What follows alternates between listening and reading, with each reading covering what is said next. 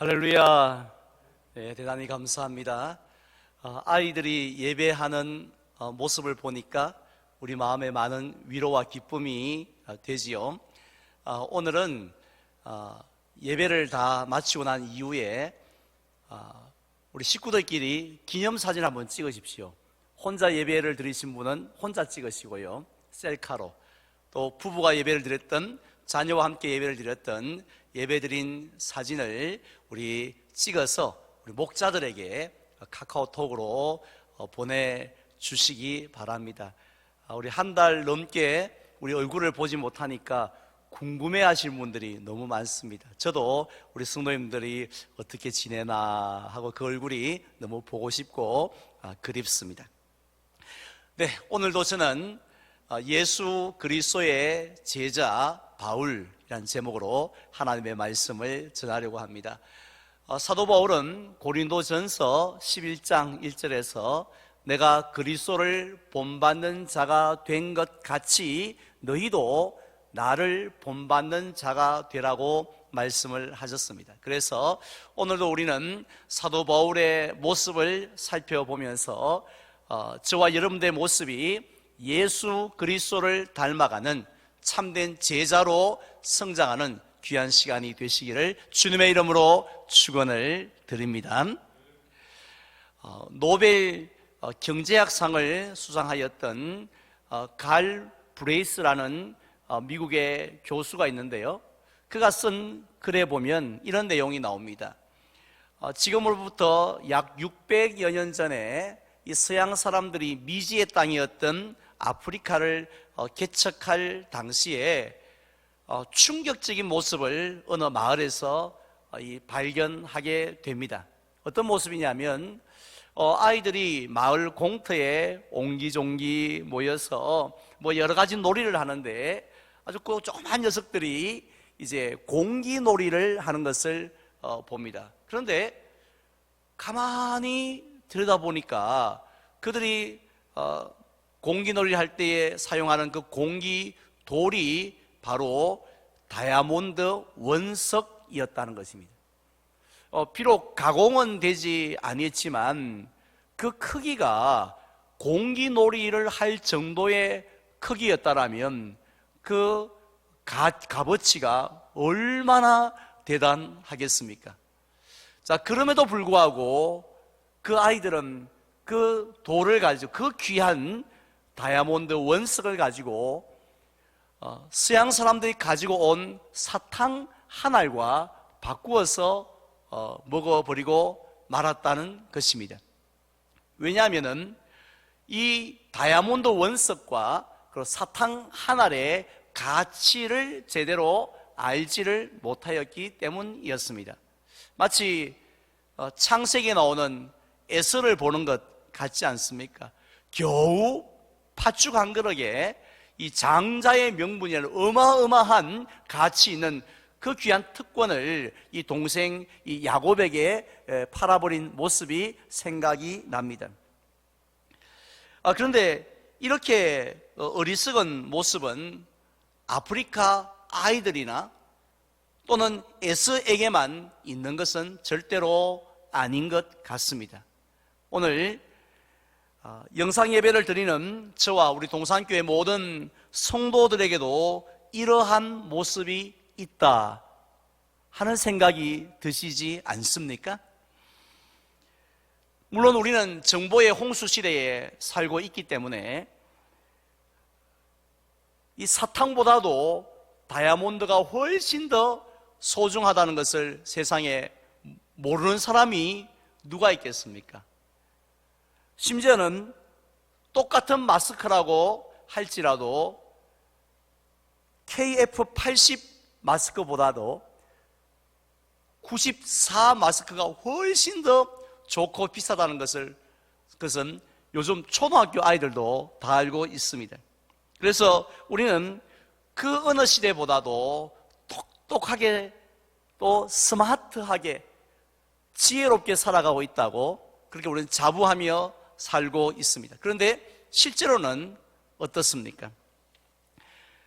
다이아몬드와 비교도 할 수 없을 정도로 소중하고 가치가 있는 것을 아예 쳐다보지도 않습니다.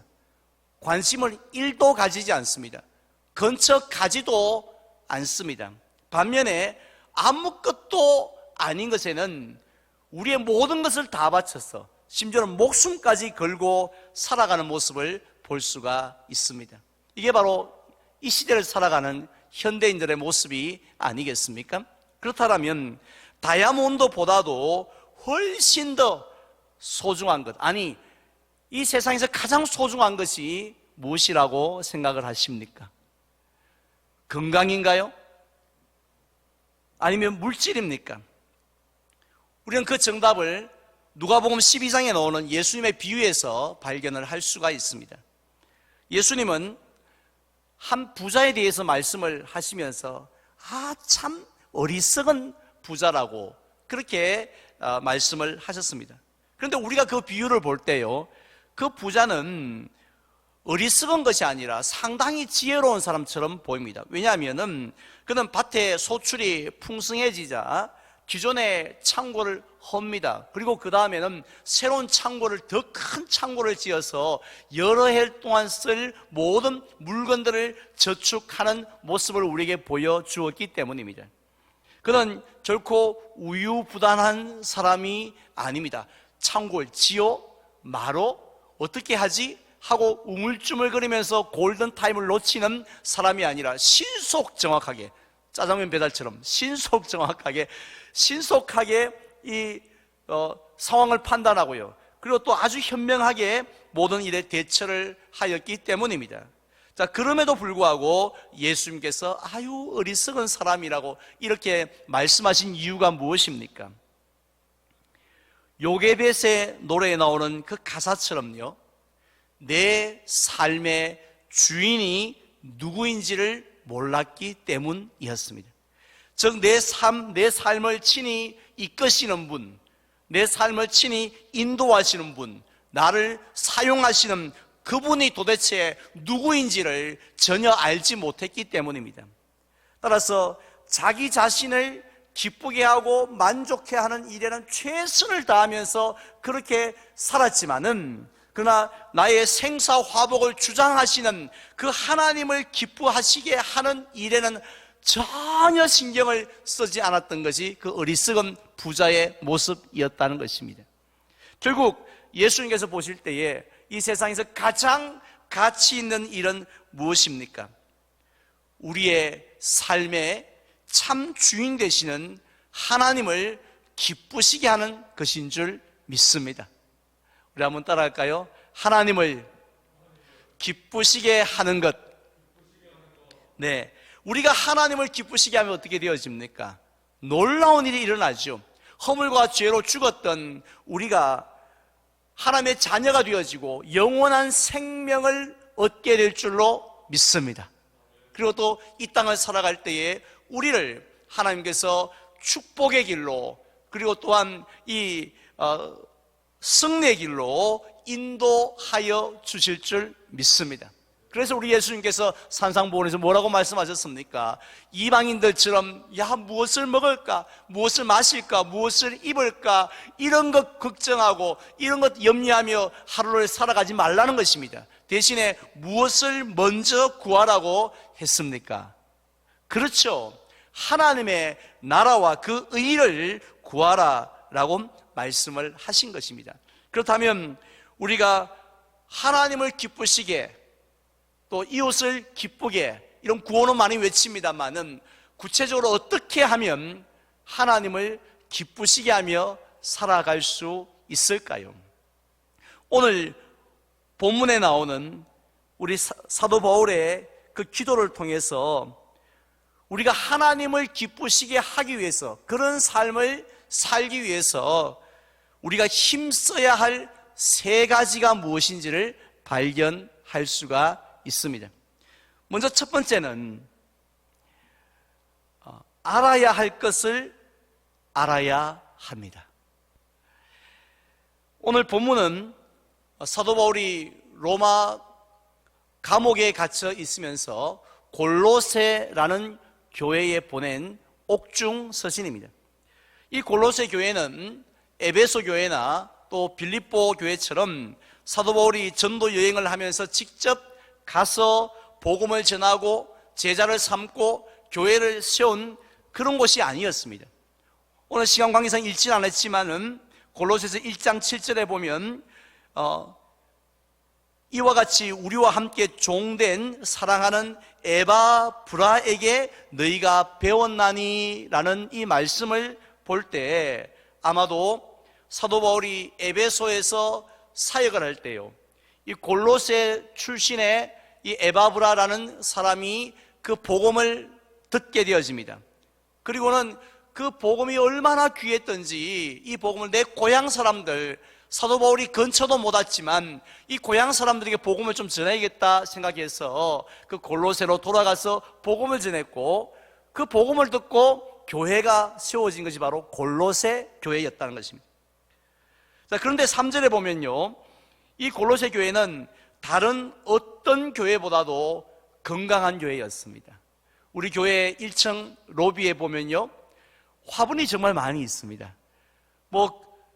일주일 우리 성도님들이 거의 한 달 동안 교회 아무도 나오지 않으시기 때문에 화분은 누가 키우나, 화분은 다 말라 죽지 않았나 생각하는데 지금 얼마나 아름답게 싱싱하게 잘 자라고 있는지요.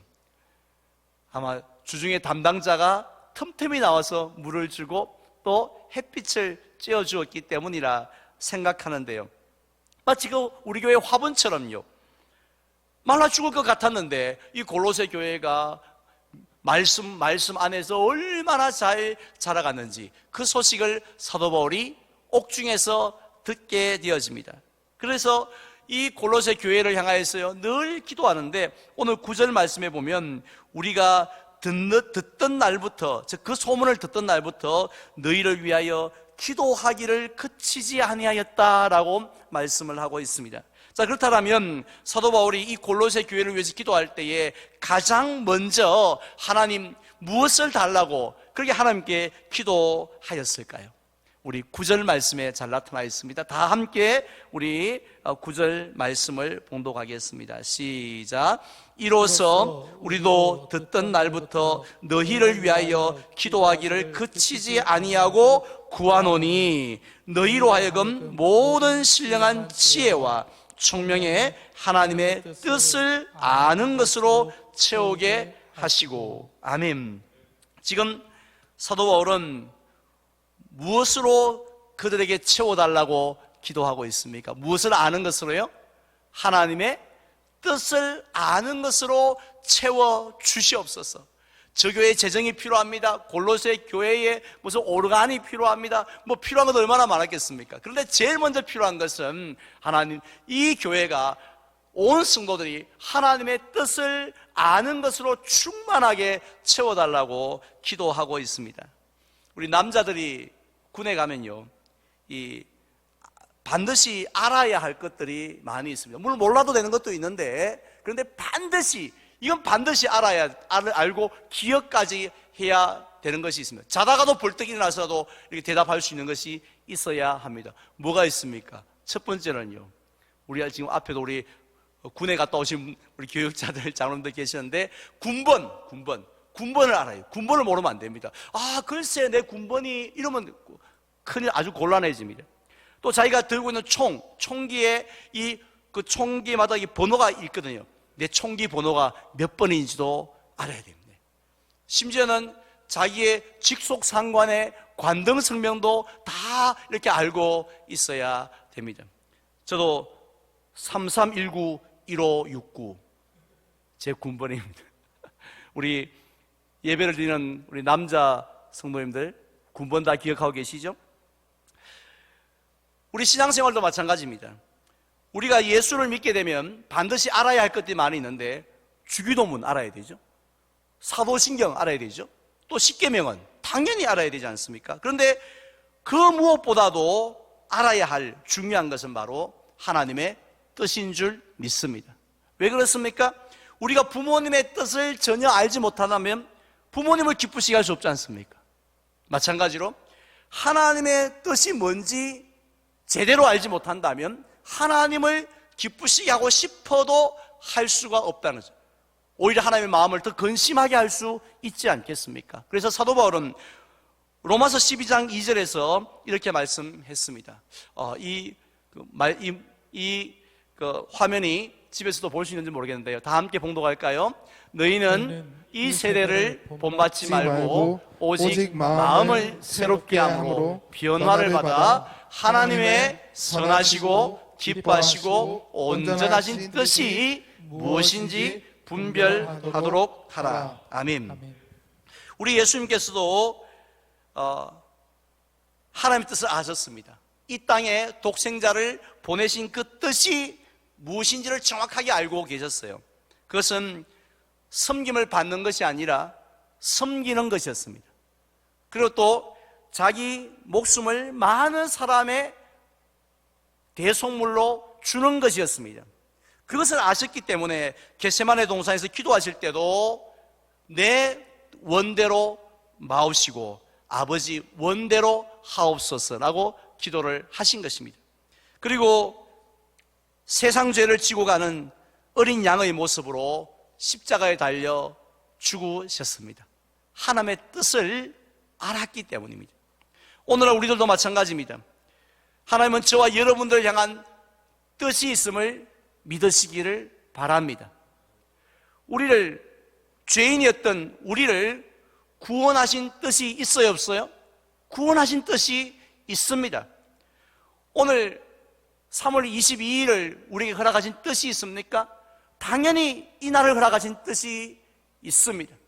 우리가 함께 예배를 드리는 우리 자녀들을 우리 가정에 보내주신 뜻이 있는 줄로 믿으시기를 바랍니다. 심지어는 우리가 고난을 당할 때도 그 고난을 허락하신 뜻이 있다는 것이죠. 이 코로나19 사태로 아이들이 학교를 못 가지 않습니까? 확진자들이 얼마나 고통을 당하고 있습니까? 그리고 또 일반 질병 때문에 질병을 가졌는데 제대로 치료받지 못해서 대구에서도 17살의 고등학생이 숨을 거두었던 것처럼 그런 일들이 얼마나 이 대구 땅에서 많이 일어나고 있습니까? 그런데 이러한 고난을 허락하시는 것도 뜻이 있는 줄로 믿습니다. 그 뜻이 무엇인지, 그 선하시고 기뻐하시고 온전하신 뜻이 무엇인지 날마다 분별함으로 하나님을 기쁘시게 하는 저와 여러분들이 되시기를 바랍니다. 다음 두 번째로는 한번 따라갈까요? 행해야 할 것을 행하여야 한다. 네, 10절 말씀에 보면요, 주께 합당하게 행하여 범사에 기쁘시게 하고 라고 지금 사도 바울은 기도하고 있습니다. 우리가 하나님의 뜻이 무엇인지 아는 게 너무 중요하다고 말씀을 드렸죠. 예를 들면 항상 기뻐하는 것, 쉬지 말고 기도하는 것, 그리고 또 뭐가 있죠? 범사에 감사하는 것이 우리를 향하신 하나님의 뜻이라는 것을 아는 것이 얼마나 귀합니까? 그래서 하나님께서는 이 성경 말씀을 통해서 또 다른 여러 가지 방법을 통해서 내 뜻은 말이다, 이거야 하고 우리에게 가르쳐주고 계십니다. 그런데요, 우리에게 그런 하나님의 뜻에 대한 지식만 가득하고 행함이 nothing, 전혀 없다라면 우리가 가지고 있는 그 지식이 무슨 의미가 있겠습니까? 우리나라 속담에도 부뚜막에 소금도요 집어넣어야 제맛이 난다라고 했지 않습니까? 그래서 야고보서 2장에 보면 영혼 없는 몸이 죽은 것 같이 행함이 없는 믿음도 죽은 것이라고 했습니다. 심지어 야고보서 4장에 보면 사람이 선을 행할 줄 알고도 행하지 아니하면 뭐라고요? 죄인이라 라고 했습니다. 그만큼 아는 것도 중요하지만 행하는 것도 중요하다는 것이죠. 그래서 사도 바울도 골로새 교인들을 향하여 두 번째로 기도하면서 하나님, 이들이 많이 알게 하시고 그리고는 그것을 주께 합당하게 행하게 하여 주시옵소서. 그래서 행함으로 하나님을 범사에 기쁘시게 할 수 있게 주시옵소서라고 했습니다. 이처럼 우리가 하나님의 뜻을 알고 그 뜻대로 행하려고, 물론 우린 힘도 없고 또 능력도 없지만은 그러나 그 뜻대로 한번 살아보려고 그렇게 몸부림치고 기도하며 나아가면 어떻게 될까요? 우리 하나님께서 팔짱을 끼고 잘하나 보자 하고 구경만 하시는 것이 아니라 우리가 능히 행할 수 있는 놀라운 능력을 주실 줄 믿습니다. 지혜를 주실 줄로 믿습니다. 사도 바울을 보십시오. 그가 선한 싸움을 싸우고 달려갈 길을 마칠 수 있었던 것은 무엇 때문입니까? 그것은 바로 하나님께서 도와주셨기 때문이죠. 하나님의 능력을 주셨기 때문입니다. 그래서 사도 바울은 나의 나된 것은 누구의 은혜라고요? 하나님의 은혜입니다라고 고백할 수 있었던 것입니다. 비록 우리가 가진 능력이나 지혜는 참 부족하죠. 아무것도 할 수 없는 것 같습니다. 하나님의 뜻을 압니다.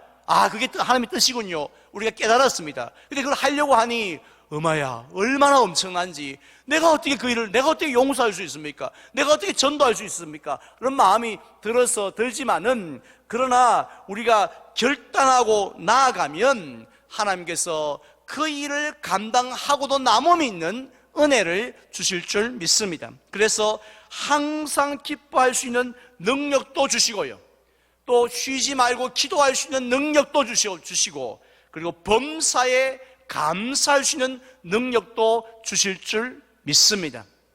심지어 죽음 앞에서도 강하고 담대할 수 있는 능력도 우리에게 주실 줄 믿습니다. 마지막 세 번째로는 따라할까요? 견뎌야 할 것을 견뎌야 한다. 네, 오늘 11절 말씀 보면 하반절에 기쁨으로 모든 견딤과 오래 참음에 이르게 하시고 라고 사도 바울이 기도하고 있습니다. 사도 바울은 마지막으로 이 기도가 중요하다고 했는데요, 우리 교회 1층에 가면 커피 자판기가 있습니다. 한 달 동안 우리 성도님들이 애용해 주지 않아서 정말 외롭게 서 있는데요, 이 자판기는 동전을 넣고 버튼을 딱 누르면 어떻습니까? 오래 기다릴 필요가 없습니다. 즉석에서 원하는 커피를 마실 수가 있습니다. 그런데 행함의 열매는 그렇지 않습니다. 우리가 주님의 뜻대로 행하였을 때에 열매가 커피 자판기처럼 즉석에서 맺어진다라면 얼마나 우리가 신앙생활하는 게 재밌고 신나겠습니까? 그런데요, 그 열매는 그렇지 않습니다. 우리가 하나님의 뜻대로 행한다고 해서 행해도 열매가 전혀 눈에 보이지도 않습니다. 엘리야 선지자를 한번 보십시오. 그는 갈멜산에서 승리를 거둡니다. 그리고는 850명이나 되는 이 거짓 선지자들을 한 명도 남기지 않고 다 죽여버렸습니다. 그 후에 그가 뭐합니까? 하나님 앞에 기도하는 거죠. 그냥 기도한 게 아닙니다.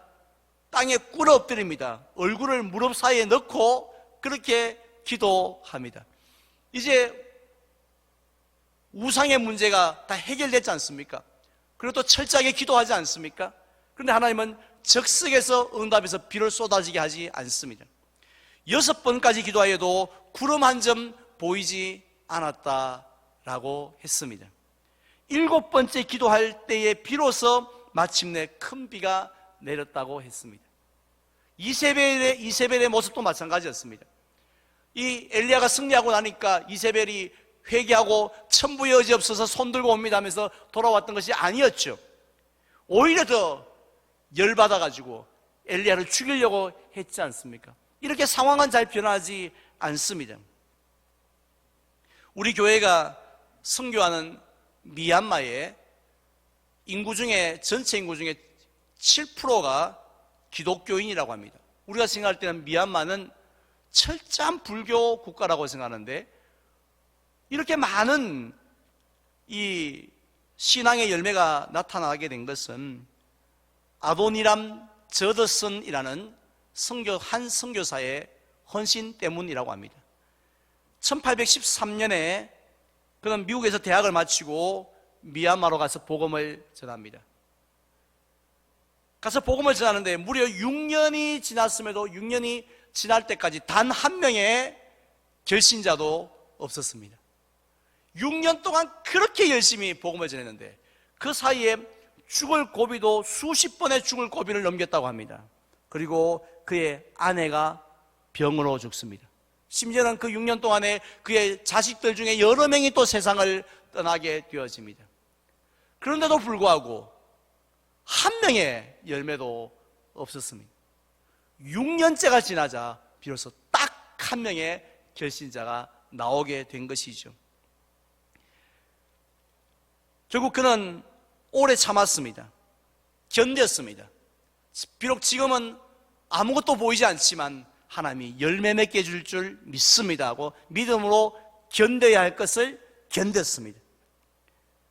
그러자 그가 세상을 떠날 때에 63개의 교회와 21만 명의 그리스도인들이 생겨났다고 합니다. 따라서 사도 바울은 갈라디아서 6장 9절에서 우리에게 이렇게 말씀했습니다. 우리가 선을 행하되 낙심하지 말지니 포기하지 아니하면 때가 이름에 거두리라. 믿으시면 아멘 합시다. 우리는 견디지 말아야 할 것은 억지로 견디는 경우가 있습니다. 근데 정말 견뎌야 할 것들은 제대로 견디지 못할 때가 많이 있지 않습니까? 선을 행하였을 때, 하나님의 뜻에 합당하게 행하였을 때 끝까지 견딤으로 하나님을 기쁘시게 하는 저와 여러분들이 되시기를 바랍니다. 네, 이제 저는 말씀을 맺고자 합니다. 다이아몬드도 귀하지만 그것과 비교할 수 없을 정도로 가치 있는 일이 있다고 했습니다. 무엇인가요? 우리 삶의 참 주인이 되시는 하나님을 기쁘시게 하는 일인 줄 믿습니다. 이를 위해서 우리가 힘써야 할 것 3가지가 있다고 사도 바울은 우리에게 기도를 통해서 가르쳐 주셨습니다. 첫 번째는요, 무엇인가요? 알아야 할 것을 아는 것이라고 했습니다. 무엇을 알아야 합니까? 하나님의 뜻을 알아야 합니다. 두 번째는 행해야 하는 것을 행하는 것이라고 했습니다. 엄청난 일을 할지라도 우리가 행하려고 할 때 하나님의 능력과 지혜를 주실 줄 믿습니다. 마지막 3번째로는요, 견뎌야 할 것을 견디는 것인 줄 믿습니다. 때가 이름에 거두게 하시는 하나님의 역사가 있는 줄 믿습니다. 이 3가지를 잘 기억하시고 힘써서 저와 여러분들의 삶이 하나님을 기쁘시게 하는 그 가장 가치 있는 일에 올인하는, 우리의 모든 것을 바치는 저와 여러분들 되시기를 주님의 이름으로 축원을 드립니다. 아멘.